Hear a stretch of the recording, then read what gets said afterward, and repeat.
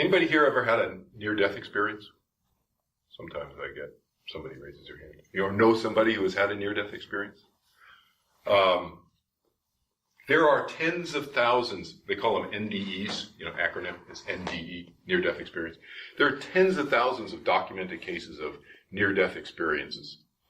And a friend of mine, we were later roommates in graduate school, but a friend of mine in college, when he was in high school, he had an NDE. And then when we were in college, he told me, Henry told me, he said, I think it was a pool-related drowning, almost drowning, or he did drown, because he died. He was in the hospital. It was one of these classic situations that you sometimes read about, where he said he was up on the ceiling. His mind was up on the ceiling, looking down at his body on the gurney or whatever in the hospital room, with all the doctors and the nurses scurrying around. His parents, he could see his parents.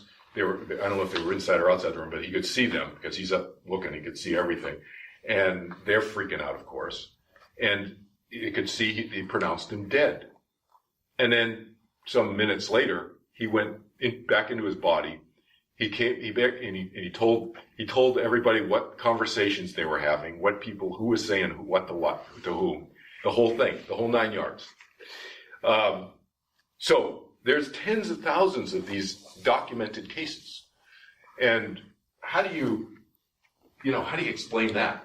And the reason I mention this is just because when we hear of these cases, I think what it does is, whether we've had the experience or not, or whether we even know anybody who's had the experience, I think when we hear about these documented cases that are medically documented and so forth, it kind of makes us, it increases our curiosity, for one. And it also, it opens up the possibility in our awareness that maybe there is